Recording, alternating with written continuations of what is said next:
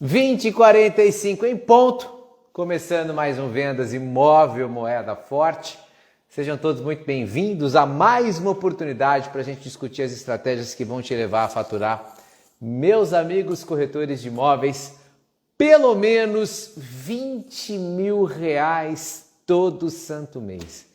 Grifa-se pelo menos R$20 mil todo santo mês, porque eu já estou cansado aí de me deparar com pessoas que não só atingiram, como superaram essa história de faturar pelo menos R$20 mil todo santo mês, portanto, de maneira recorrente.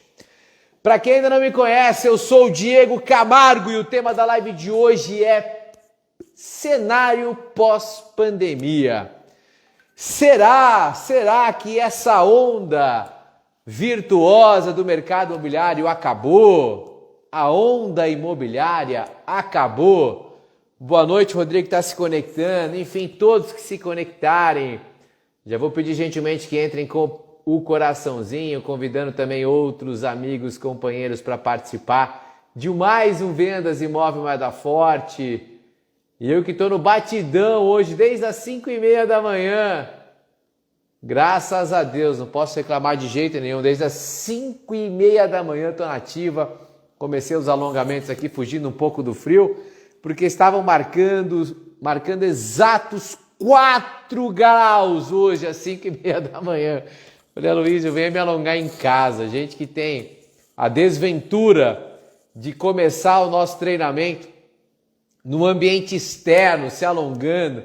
Senhor amado, pensa no frio que eu passei hoje às 5h30 da manhã. Mas como eu disse, a gente deu uma fugidinha. Começamos os alongamentos aqui em casa para depois terminar na academia o nosso treino. Só dando as boas-vindas aqui ao Rodrigão, meu amigo, meu parceiro. Luiz Mariano está aqui também com a gente. Alexandre Arruda Menegon. Pessoalzinho que não perde uma única live. Obrigado pela companhia de todos vocês. E eu já fico aqui gentilmente pedindo que vocês cliquem no coraçãozinho ao adentrar, clica no aviãozinho, chama o pessoal para participar desse nosso bate-papo, que mais uma vez vai ter essa pegada intimista, é um assunto para lá de importante, para lá de especial, pertinente para todos nós aí que trabalhamos com vendas no mercado imobiliário, aliás, para qualquer profissional do mercado imobiliário, porque eu vou falar, será que acabou esse momento virtuoso, pós-pandemia? Será que a gente viveu o momento virtuoso efetivamente? Eu vejo ainda colegas, parceiros do mercado reclamando. Será que a gente está vivendo um momento bom ou ruim? E principalmente, se for bom, será que acabou? Essa é a discussão desse nosso bate-papo, que promete ser rápido, mais intenso, cheio de conteúdo. Só que para isso eu vou pedir gentilmente que vocês façam o que eu estou fazendo aqui, que é clicar no aviãozinho, convidar mais colegas aqui para acessarem a esse conteúdo, pessoal. Façam isso, clica no coraçãozinho, que tudo isso aí ajuda o algoritmo a entregar live para mais pessoas. Combinado? Pessoal, então vamos lá, vamos entender primeiro do que é que eu vou falar, né? Quando a gente fala cenário pós-pandemia, por acaso a pandemia acabou, Diego? Essa é uma pergunta pertinente aqui, dado o tema da live. Só aproveitando aqui para cumprimentar nominalmente o Ribeiro que está aqui com a gente, a Luzia, boa noite, Luzia, obrigado pela companhia. Enfim, todos que se conectarem aqui, sejam bem-vindos. Todos que assistirem essa live depois gravada, sejam todos muito bem-vindos, que a gente vai discutir um assunto absolutamente pertinente a todos do mercado imobiliário, especialmente para a gente que trabalha com vendas.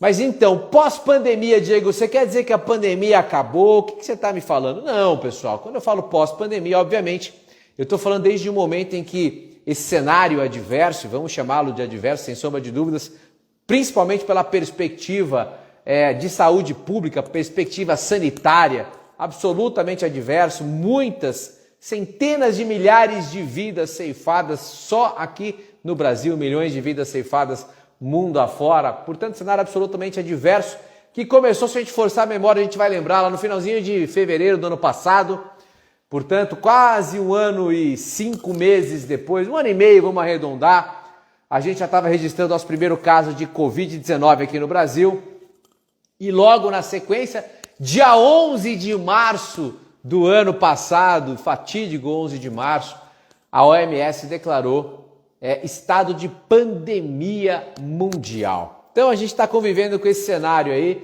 já faz praticamente 1 ano e meio. E é sobre esse cenário, naturalmente, que eu quero conversar com vocês, falar de todos os impactos desse cenário adverso, principalmente o que ele trouxe na perspectiva econômica para o nosso mercado imobiliário. O Alexandre está mais cansado que o pente da Betânia. Esse trabalho, hein, Alexandre? Gostei dessa metáfora. Não a conhecia. Pare para pensar, Alexandre, meu amigo aí. Rogério Torel está se conectando também. Alexandre, estou desde as 5h30, 4 graus, sendo alongado pelo meu amigo Aloysio. Está fazendo um trabalho incrível aí. Está me recuperando uma grande parcela aí da qualidade de vida. Obrigado, um abraço para o Aloysio. Torel conhece o Aloysio como PT, né, da época do futebol aí. Torel que jogou bola também. Teve a oportunidade de jogar no melhor time do universo, mas continuou corintiano, coitado. Ninguém é perfeito, ninguém entende os insights e as chances que Deus nos dá para evoluir. Mas olha só, estava falando desse cenário pós-pandemia, desde que se instaurou a pandemia, tá certo? Então, desde fevereiro, março, vamos arredondar, praticamente 1 ano e meio que a gente vem convivendo com esse cenário adverso, especialmente do ponto de vista de saúde pública, né, na perspectiva sanitária, mas também econômica. Vamos entender de novo quais os impactos que isso trouxe para o nosso segmento, mercado imobiliário. Será que foi positivo, né? E será que essa onda virtuosa acabou? Então vamos lá, pessoal. Mais de 1 ano atrás, né, a partir de março, abril, a gente começou a lidar com isso, mas publicamente eu comecei a defender uma tese a partir da Maratona Imóvel Mais da Forte, que se deu em maio, então mais de 1 ano atrás. E é uma tese muito contundente, tá? Sem meias palavras, sem letras pequenas. Eu publicamente, ainda num cenário bastante incerto, comecei a defender que a gente precisava ter clareza que estávamos vivendo ou prestes a viver um dos melhores, se não o melhor momento da história do mercado imobiliário. Nada mais, nada menos que isso. Talvez o melhor momento da história do mercado imobiliário. E graças a Deus eu não falava só. Na sequência, ou meio que em paralelo, muitos especialistas, diversos especialistas do nosso segmento e de maneira mais genérica, começaram a corroborar essa tese. E ainda poderia parecer um devaneio coletivo, né? Um surto ali geral do Diego e dessas pessoas que estavam falando isso. Lá no início da pandemia, ninguém sabia exatamente o que ia acontecer e, de fato, a gente não tinha a menor ideia do que a gente ia vivenciar, o que a gente vivenciou esse quase 1 ano e meio depois. Mas graças a Deus, né, e obviamente é uma conjuntura favorável, toda essa nossa tese acabou sendo efetivamente comprovada, né, comprovada com dados, comprovadas com a realidade. Então eu preciso falar do contexto macroeconômico para a gente falar, afinal, se a gente está saindo ou não desse cenário favorável. E para quem ainda não tem clareza, será que ele foi favorável para o mercado imobiliário? Poxa, Diego, quase 500 mil pessoas morreram no Brasil, lockdown, vários amigos comerciantes quebraram, fecharam as portas, gente muito séria, muito honesta. Mariana, posta o tema aqui que eu fixo. Gente muito séria, muito honesta, fecharam as portas. Será que o Diego continua louco falando que esse cenário foi positivo? Deixa eu fixar aqui o tema que a Mariana carinhosamente, gentilmente publicou aqui, comentou. Tá aí o tema para quem está chegando agora. Eu estou vendo várias pessoas chegando agora. Primeiro, quem chegou agora tem que pagar o pedágio de clicar no coração. Clica no aviãozinho, traz a galera para participar dessa live. É uma live rápida de 30 a 40 minutos, mas muito intensa, com muita informação para todos vocês aí. Aqui o Luciano está dando a boa noite. Obrigado, Luciano, pela companhia. Paulo Ricardo. Não posso começar uma live efetivamente sem meu amigo Paulo Ricardo Festa. É um grande companheiro aqui da trajetória do consultor imóvel Mais da Forte. Mas enfim, eu vinha contextualizando, né, a tese que publicamente eu comecei a defender lá no início da pandemia. Porque hoje olhar o retrovisor, os dados postos, é relativamente fácil. a gente defender que se a gente está vivendo um momento favorável ou não.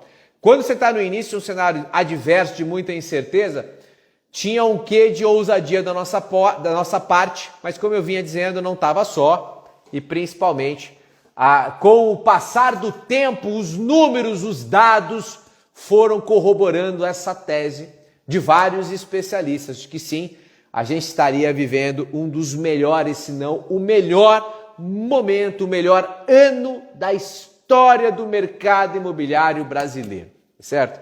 Beleza, mas como é que a gente começa a contextualizar isso, pessoal? Dá uma olhada. Quem já teve a curiosidade de interpretar uma série histórica do crescimento da economia no Brasil, a história da variação do PIB, né? Essa série tem um pouco mais de 100 anos, já sabe, e quem acompanha aqui o consultor também sabe ao quadrado, porque eu já falo isso com recorrência, que efetivamente a gente saiu da pior década da história do Brasil do ponto de vista macroeconômico. Estou falando de 2011 a 2020, ok? A pior década da história. Aí Paulo Ricardo Festa, que já tem ali 30, 40 anos de atuação no mercado imobiliário, parece um menino, mas não é, tem muita experiência embarcada, muita trajetória aí de dia a dia. Ele vai falar assim, mas Diego, peraí, eu sempre escutei ali nos livros de história que a década de 80 foi a década perdida. Paulo Ricardo Festa e todos vocês que pensam que a década de 80 foi perdida, estou brincando, obviamente, usando o Paulo aqui de referência, porque ele tem memória ativa da década de 80, que de fato foi anunciada como a década perdida. Ela até então, até a década passada, tinha sido a pior década da história da história macroeconômica do Brasil. Mas só para vocês terem uma ideia e tirarem isso da cabeça, mesmo na década perdida de 80, linearizando o crescimento, a variação do PIB ano a ano, o Brasil cresceu 1,6% ao ano. Então, de 81 a 90, o Brasil cresceu em média 1,6% ao ano. Teve sim recessão no meio, mas cresceu em média 1,6%. Em compensação, a década passada, 2011, 2020, o Brasil decresceu. Recessão linearizada ano a ano, 0,6%. Ou seja, a gente está falando de um delta de 2,3% linearizado ao ano, a pior década da história do Brasil, do ponto de vista macroeconômico. E por que eu falo isso, encho a boca para falar desses dados? Que, aliás, eu não vejo ninguém falando. Me assusta um pouco a gente querer fazer uma análise conjuntural do cenário de pandemia, do nosso mercado, se a gente não consegue contextualizar dentro de uma série histórica. Mas por que eu falo isso com contundência? Pelo seguinte, pessoal, a gente precisa ter clareza que os movimentos econômicos, essa é uma tese também mais que consagrada, são cíclicos. Então, depois de um período de vale, como foi a pior década da história, espera-se naturalmente um momento de ascensão macroeconômico. E é isso que estava posto no cenário imediatamente pré-pandemia. O Brasil vinha sinalizando para um crescimento interessante já em relação a 2019, que já tinha sido um ano interessante nos últimos 5 anos. Então, dados os 5 anos, 2019 já tinha sido um ano interessante, e 2020 começava com uma sinalização de que a gente ia vivenciar o melhor ano do mercado imobiliário. E isso dito pelo Fábio Tadeu Araújo, que é o sócio-diretor da Brain Inteligência Estratégica, uma das mais representativas empresas de inteligência estratégica do Brasil, pesquisa de mercado. E por que, afinal, que a gente tinha esse cenário, Diego? E será que isso persiste hoje, dia 20 de julho de 2021? Aliás, me corrija se eu estiver errado, Mariana. Hoje ou amanhã é o dia do amigo. Olha só, eu que reencontrei um amigo aqui, ó, de longa data, que é esse fonezinho de cabo, que me fazia uma falta, porque o outro ficava ali todo descontrolado na minha orelha, e ele estava perdido aqui na bolsa da Mariana. Reencontrei esse meu amigo, fone com cabo, mas fica aqui registrado um abraço para todos os meus amigos, e graças ao bom Deus são vários, né? Não são colegas, são pessoas que consegui comprovar. Olha lá, a Gi confirmando que hoje é o dia do amigo. A Gi eu tenho como uma grande amiga, uma grande parceira, a Mariana confirmando aqui. Então, beijo no coração de todos os meus amigos, que graças a Deus eu consegui colecionar ao longo aí desses meus 17 anos de vida. Ano que vem eu tiro carta, pessoal. Mas olha só, brincadeiras à parte, eu estava falando da conjuntura e por que a gente, afinal, estava prestes a viver um ano maravilhoso, o ano de 2020. E será que isso aconteceu mesmo? Vamos lá, pessoal, que eu prometo fazer uma live curta hoje, eu também tenho um compromisso aí na sequência. 30, 40 minutos me cobrem aqui, a gente encerra o nosso bate-papo. Show? Olha só, a gente tinha alguns fatores que estavam e que continuam contribuindo para um contexto favorável no Brasil. Vamos olhar alguns deles, especialmente para o mercado imobiliário, tá certo, pessoal? Número 1, taxa de juros em patamares reduzidos. A gente vivenciou recentemente o menor valor da história da taxa Selic, que é a taxa básica de juros no Brasil, chegou a bater 2%. Ah, Diego, mas a Selic está crescendo, 4,25 hoje, como é que é isso, tal? Pessoal, existe até uma tendência, eu vou avisar vocês, existe uma tendência de até aumento ao final. Rodrigo falou que tá ruim, a internet está travando. Isso é só para vocês estão comigo aqui, só confirme se a internet está boa ou não, para eu continuar, por gentileza. Alguém, Mariana, Gi, qualquer um, só confirma se está legal a internet para eu continuar, por favor. Eu sei que tem um delay aí do meu pedido, mas qualquer um, só confirmar se está ok o som e imagem. Eu continuo com o maior carinho do mundo a respeito da conjuntura, para que vocês tenham clareza do momento, tudo normal aqui, show de bola, segue a vida, tá normal. Rogério Torel, meu caro amigo. Olha só, então eu tô falando que um dos fatores que favorece o nosso segmento é a taxa básica de juros. Selic bateu o menor valor da história, 2%, tá 4,25 hoje e continua aumentando. Aí você vai falar, então, Diego, a gente já está saindo desse cenário. Calma, meu amigo ansioso. Eu sempre costumo falar, toda vez que eu falo da Selic, eu dou um depoimento meu. Eu que tenho apenas 17 anos de vida, convivi com uma Selic. Quando eu nasci, um pouquinho antes de eu nascer, em 2003, eu soube que a Selic bateu 26%. 26%, 18 anos atrás. Então dá uma olhada, pessoal, quando a gente fala 4,25 é muito alto, vai bater 5%, a gente está falando de um cenário ainda muito reduzido do ponto de vista histórico. É isso que falta, Alexandre, para o Jornal Nacional, com todo respeito aos colegas da Rede Globo, a mídia em geral, eles não conseguem contextualizar historicamente. Pega um dia por exercício intelectual, lê uma matéria em qualquer jornal do Brasil, depois vai ler um Eu País, por exemplo, vai ver um Wall Street Journal, você vai ver a diferença da qualidade das informações, dos dados. É isso que humildemente eu quero oferecer para vocês que estão aqui comigo numa terça-feira à noite. Vocês tinham coisa muito mais bacana para fazer, estão aqui comigo. Então olha só, essa história de que a Selic está alta, está aumentando, calma, moçada, a gente ainda está em patamares absolutamente favoráveis para o fomento do nosso segmento. Diego, eu nunca entendi essa história de Selic baixa ajuda o mercado imobiliário. Então, de maneira bem sucinta, vamos lá. O que significa a Selic baixa? A taxa básica de juros, tá certo? Que regula praticamente todos os juros ou todos os custos de capitais da economia, que é uma taxa referencial. Estando baixo, os juros estão tendenciosamente baixos, ok? Óbvio que você vai ter lá algumas taxas que nunca baixam, como a do cartão de crédito, né? A do cheque especial e assim por diante. Mas vamos lá, em média, o capital está barato. O capital estando barato, ele irriga o nosso segmento, que é altamente demandante de capital. Ou não, pessoal? Ou para comprar terreno é barato, para fazer construção é barato, infraestrutura. E mesmo o cliente final, aquele que vai comprar o imóvel, ele tem cultura de poupança, ele tem o dinheirinho guardado lá para comprar à vista a unidade imobiliária, o seu imóvel? Claro que não. Portanto, todo o mercado, toda a cadeia produtiva do segmento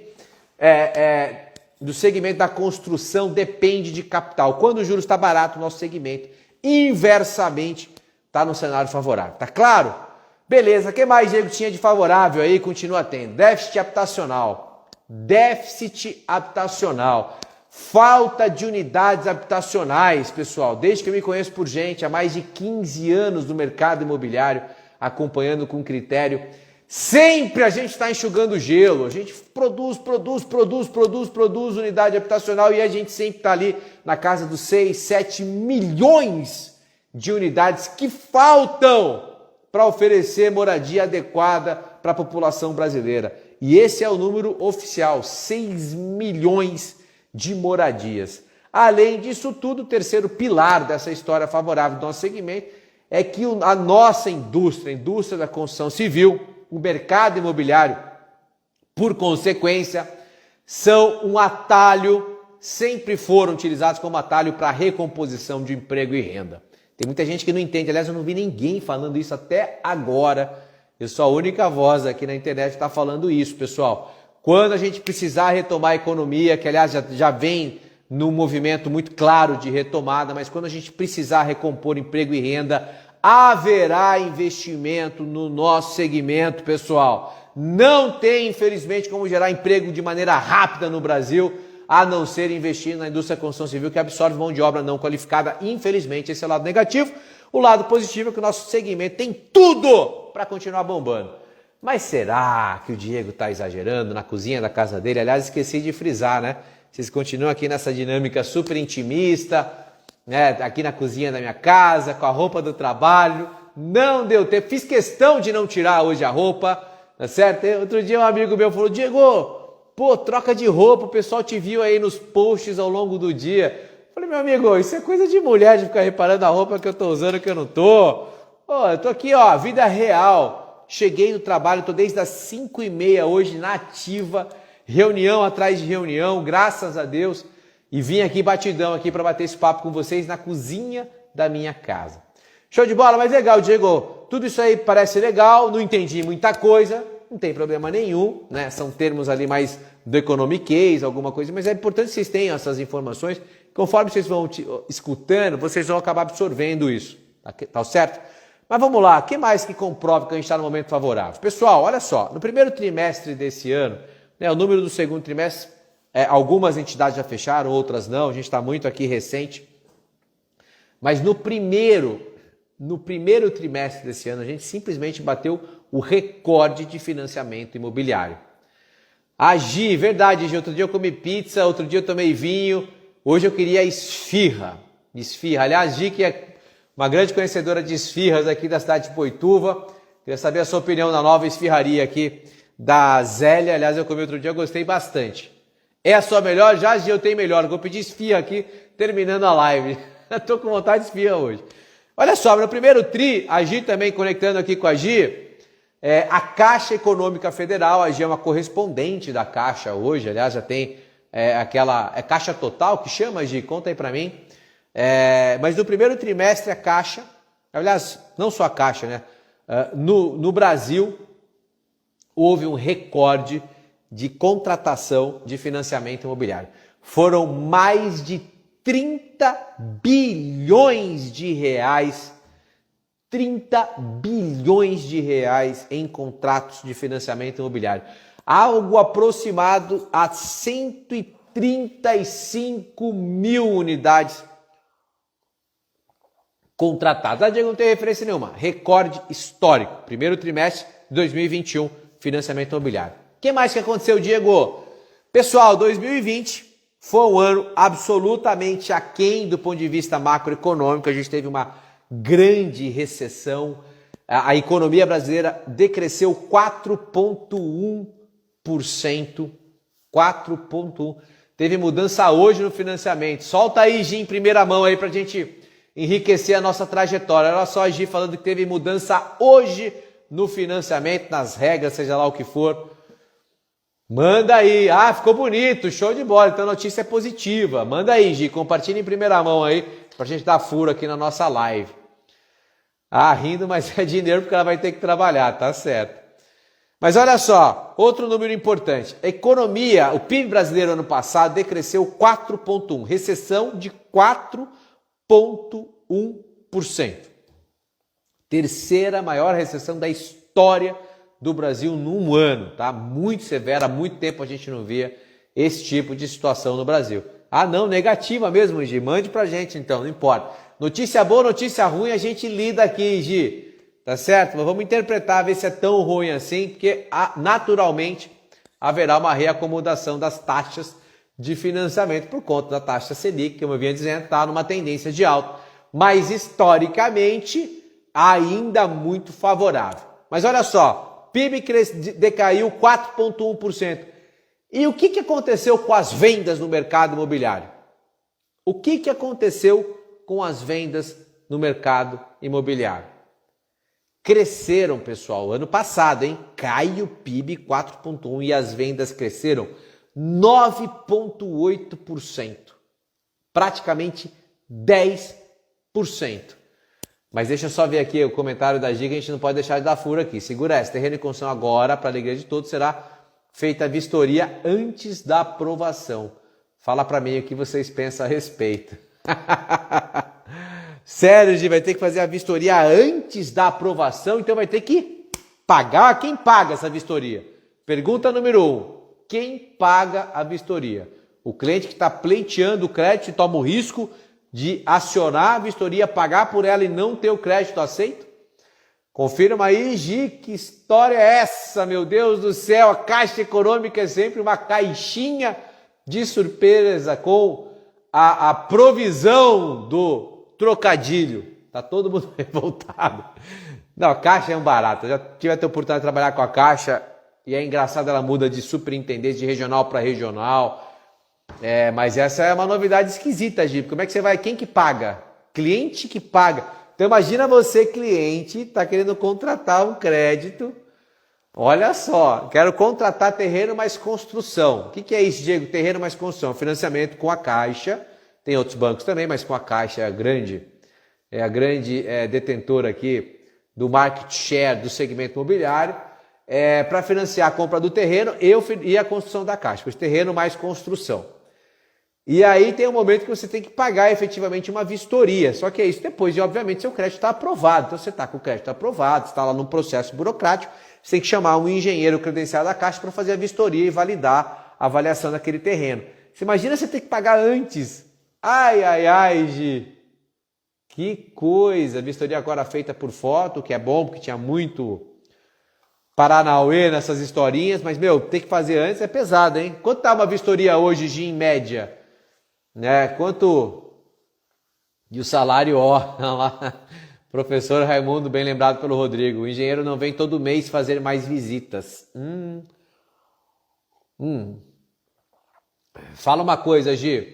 Quanto está hoje uma vistoria de um engenheiro aí, ou de um arquiteto, que enfim, quem tiver? 750. Menos mal, eu tinha um número aí de uns 2, 3 mil reais. Não sei se isso já é um repasse, considerando algumas taxas aí de umas taxas aí de financiamento. Mas 750 reais, mas mesmo assim, né? Imagina você não tem nem seu crédito aprovado, você vai ter que botar 750 reais do risco para vir alguém fazer a vistoria do imóvel antes de liberar esse financiamento. Olha só, uma notícia não tão agradável, mas naturalmente a gente é brasileiro, a gente não foi criado em mar calmo e manso. Aliás, mar calmo não faz bom comandante, bom piloto. Então, olha só, mais uma notícia aí para a gente interpretar e levar aí para o dia a dia. Vai ter uma inversão, você tem que pagar a vistoria antes de ter o seu crédito pré-aprovado ou aprovado pela Caixa. Viva a Caixa Econômica Federal! Existe quando alguém cobra taxas por fora. Olha lá, a gente está corroborando o que estou falando, porque 750 eu tinha uma expectativa até um pouco maior. Mas olha só, dada esse furo aí em primeira mão, voltando aqui para o nosso contexto, Gi, olhando 2020, que é favorável, é isso que eu quero mostrar para vocês. Economia cai 4,1%, as vendas crescem 10%. Você concorda? Caindo a economia, período adverso, gente perdendo emprego, comércio fechando, lockdown, abre, fecha, aquela loucura, você em casa. Infelizmente, quantas e quantas famílias lidando de perto com perdas, vidas ceifadas, um cenário absolutamente adverso e ainda assim as vendas no nosso segmento do mercado imobiliário crescem 10%. 10% em qualquer momento do mundo, da história é um crescimento absolutamente relevante, especialmente nesse cenário adverso, como eu vinha falando. E que mais, Diego? Vamos enriquecer essa interpretação. Cai o PIB brasileiro 4,1, caem também em percentual muito maior os lançamentos. O número de lançamentos.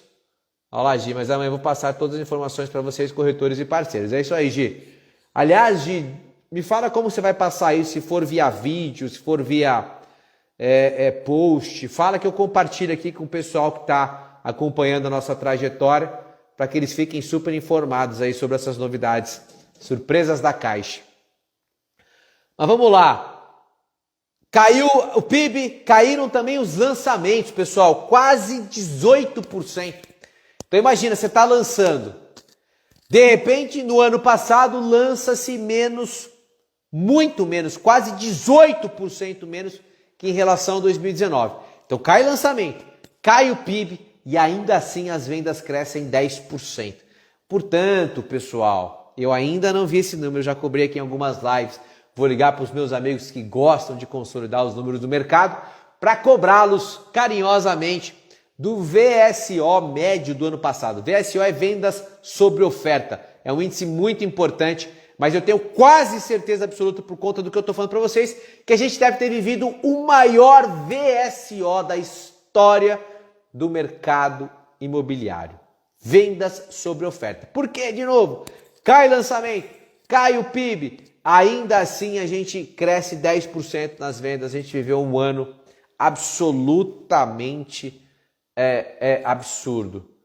Vídeo ainda não, tá na hora de fazer vídeo, dona Gislaine Martins. Faz um videozinho, explica pro pessoal que você já sabe decore salteado, que você convive. Bota um videozinho, desafio pra Gi, hein? Bota aí hashtag Gi faça um vídeo. Gi faça um vídeo aí pra gente. Mas olha só, então ano passado, resta claro, cai PIB, cai lançamentos, cresce as vendas do mercado imobiliário, estamos consumindo estoque remanescente, estamos no momento de um VSO absolutamente extraordinário, vendas sobre oferta. Mas vamos lá, Diego, e para 2021, né? Estamos na metade do ano aí, o que você tem para nos dizer? Eu já dei um spoiler aí, falei que no primeiro tri desse ano a gente bateu o recorde de contratação de financiamento imobiliário. Nunca se contratou em 3 meses, primeiro trimestre desse ano, tantos financiamentos imobiliários quanto o início de 2021. Olha lá, o Rodrigão já comprou. Gi, faça um vídeo. É isso aí, Gislaine. Se não tiver vídeo, pelo amor de Deus, hein? A gente vai te cobrar. Vou ficar no seu pé até sair um videozinho aí, você falando das novidades da Caixa. Aí não são tão positivas, mas é importante que a gente informe os nossos parceiros que dependem disso no dia a dia para realizar suas vendas. Pensa com carinho no seu parceiro, pensa que você gostaria de receber essa informação via vídeo, que é muito mais prazeroso, muito mais bacana do que um postzinho aí, tá certo? Mas vamos lá. E 2021, Diego? 2021 é o seguinte, pessoal, olha como esse negócio de fazer projeção é um exercício de bola de cristal, né? De futurologia quase que barata, né? Mas eu venho acompanhando as projeções, os anúncios de projeções. Então, por exemplo, o FMI, que é o Fundo Monetário Internacional, vinha projetando para o Brasil 2,8, depois foi para 3,6. A última projeção de crescimento do PIB do Brasil para 2021 de 3,7. Então, peraí, respira. 2020 cai 4,1. E o Fundo Monetário Internacional diz que o Brasil vai crescer em 2021 3,7. Isso dá um delta de 7,8 pontos percentuais. É um absurdo o que a gente vai crescer no macro, ok? No macro, eu estou falando da macroeconomia, não só do nosso segmento. Mas isso está defasado. Projeção da FMI, eu tentei achar uma mais nova e não encontrei. Já seria o JP Morgan, a última projeção na casa de 3,3% de crescimento. Se pegasse esses 3 pontos alguma coisa, já seriam o maior valor desde 2010. Lembrem-se, eu falei não da boca para fora, com dados que a gente viveu a pior década da história de 2011, 2020. Então, um crescimento na casa de 3%, acima de 3%, já seria o maior valor desde 2010. Porém, todavia, entretanto, quem está atento e acompanhando as recentes revisões das projeções de crescimento do PIB para o Brasil, já deve se ter parado com o anúncio do próprio Ministério da Economia. Crescimento de acordo com a projeção do governo, super atual, tem 3, 4 dias que eles divulgaram isso, é de que o PIB do Brasil vai crescer 5,3% esse ano. 5,3% esse ano. Projeção do governo. E do relatório Focus, né, que são os analistas do mercado financeiro. O Focus vinha também nessa história de 3,5%, um mês atrás, 3,14%, e acabou de revisar dias atrás para um crescimento de 5,26% do PIB brasileiro para 2021.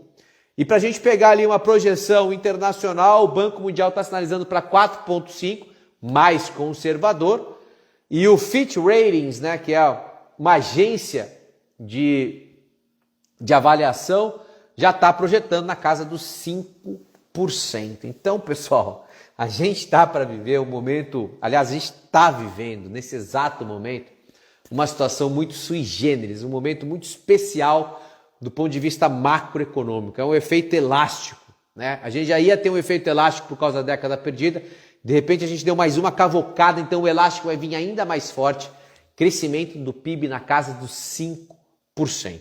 Obviamente existem algumas ameaças para isso tudo, né? Essa trajetória galopante da inflação, especialmente no nosso segmento, né? Rodrigo, dá um número aí para a gente, você que vive o dia a dia da construção, quanto cresceu o aço, quanto cresceu o cimento ano passado e ainda esse ano continua crescendo, dá um número aí só para ratificar o que eu estou falando, né? A questão da trajetória da inflação, isso preocupa. A taxa de juros vem crescente, não preocupa tanto, mas traz sim uma reacomodação das taxas de juros dos financiamentos e ponto final. Não que ainda esteja um mau negócio, longe disso historicamente, eu nunca vi. 2003, Selic a 26%. Olha, o Selic está 4,25%, calma meu amigo, está muito baixa ainda. 2% foi absolutamente fora da curva, foi o menor valor da história da taxa Selic. Então, dificilmente a gente vai cruzar de novo com isso, mas 4,25 ainda muito favorável. Obviamente existe também riscos de remodelação, aço mais que dobrou, cimento quase 60%. Olha o Rodrigo corroborando. O ano passado, 2020, pessoal, apesar da crise, foi o ano que mais cresceu, mais aumentou o custo dos insumos da construção civil desde 2004. Desculpa, desde 94. Desde a instauração do Plano Real que a gente combateu aquela inflação absolutamente atípica, que não serve de base comparativa para nada, tá certo? Mas desde 94, nunca os insumos da construção civil cresceram tanto quanto ano passado. Então esse é um risco, obviamente, para esse cenário super favorável e afeta o nosso dia a dia. Mas a taxa de juros está numa crescente, eu não diria como um risco, não seria como... Tem um risco aí cada vez menor, graças ao bom Deus e essa estratégia de vacinação, que seria o risco da terceira onda, né, ou quarta onda, cada um avalia aí com os seus próprios critérios. Mas sim, isso sempre sondava o Brasil e graças a Deus isso tende a não se confirmar. Pelo contrário, a gente está começando a olhar uma luz no fim do túnel, tá? Em relação à pandemia, a parte de saúde pública, os números recentes da pandemia, número de contaminados, número de mortes decrescendo muito, o que é muito favorável.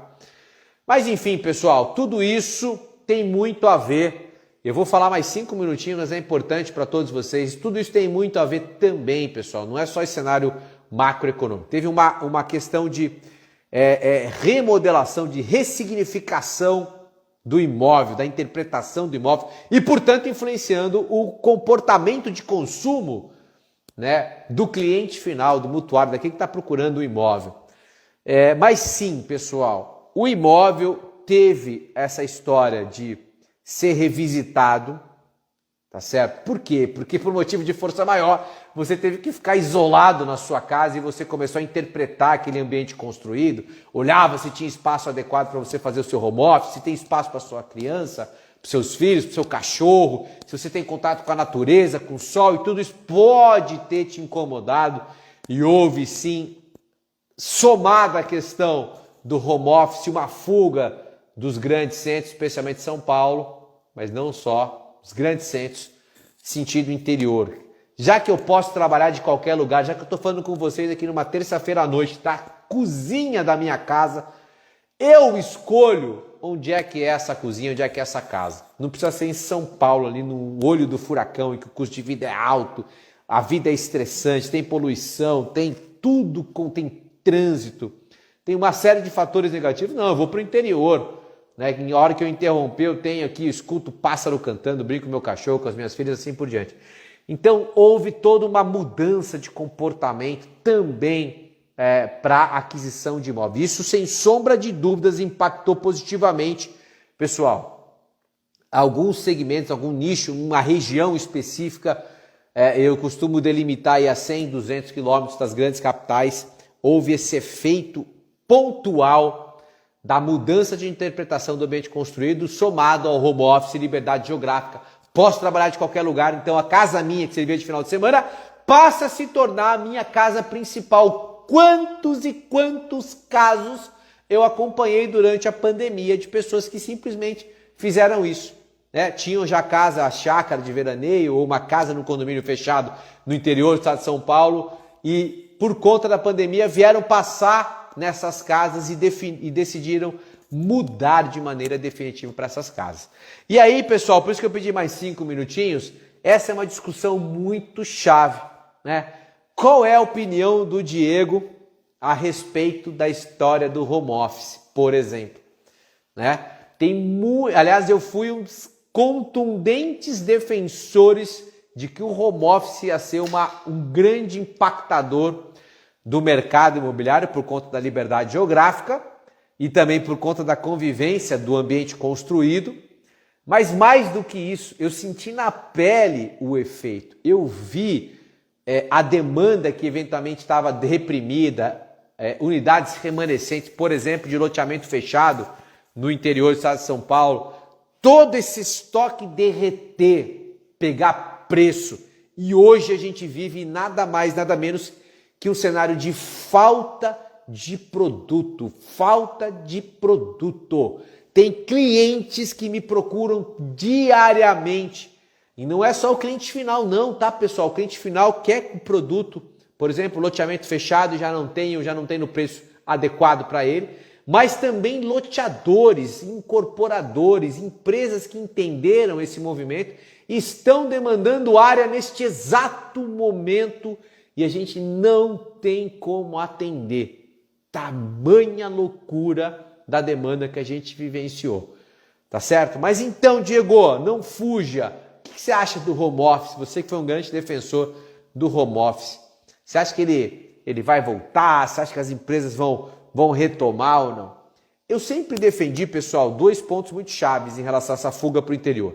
Número 1, outra coisa que eu nunca escutei da boca de outro analista, que essa história de fugir dos grandes centros é mais antiga do que andar para frente. Antes de Cristo nascer, já existia um termo em latim, fugere urbem, da Roma antiga, as pessoas ali nas grandes polis, querendo já voltar para o interior, para uma situação mais bucólica. Então isso é mais velho que andar para frente, pessoal. Os grandes eixos rodoviários do estado de São Paulo, rodovia Castelo Branco, Bandeirantes Anhanguera, todos foram deliberadamente implantados na década de 60, 70 para desovar São Paulo para o interior. Então isso é antigo, pessoal, isso não é novo, mas foi absolutamente acelerado por conta da pandemia.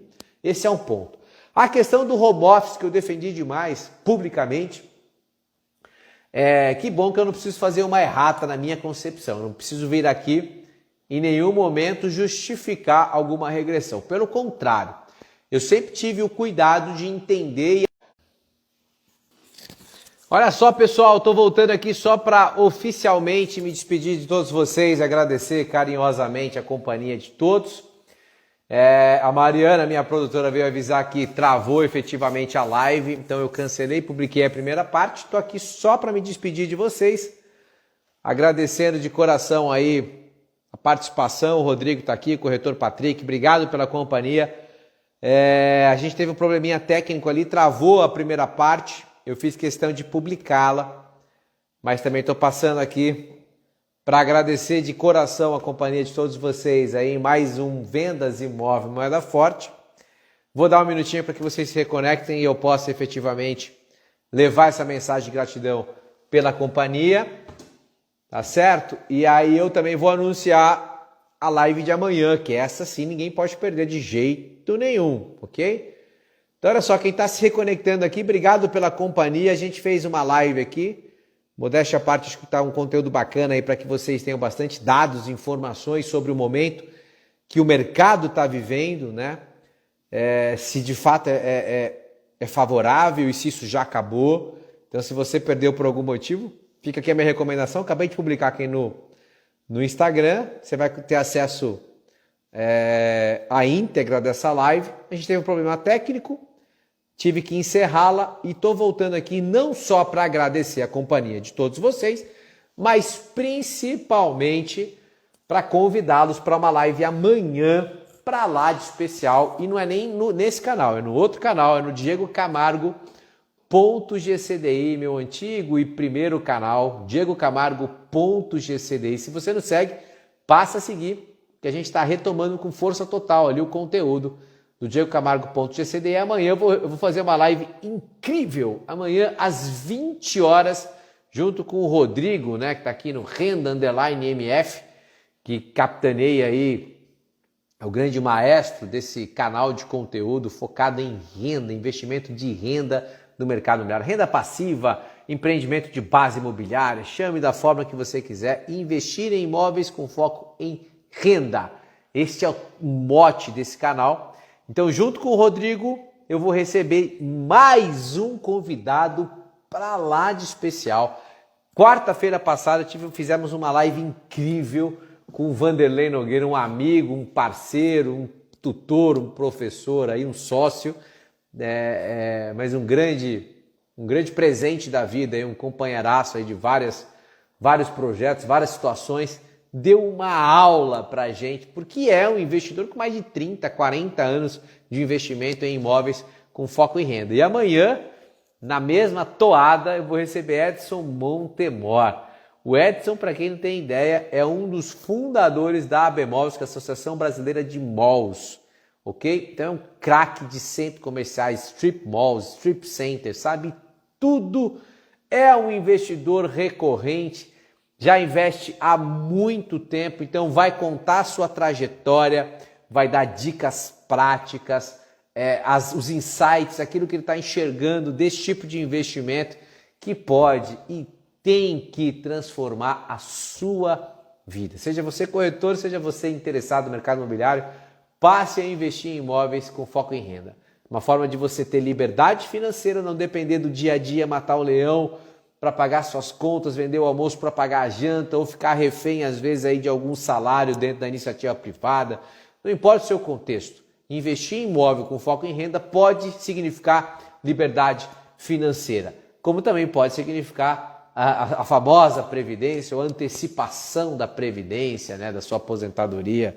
Tudo isso e muito mais, pessoal. Uma das melhores formas de você multiplicar o seu patrimônio com segurança, investindo em imóveis e ainda capturando uma renda recorrente mês a mês. Aula amanhã com Edson Montemor. Trava a agenda às 20 horas. DiegoCamargo.gcdi. Não perde de jeito nenhum, a gente está junto amanhã. Beijo no coração, obrigado pela companhia. Fiquem todos com Deus. Bom descanso.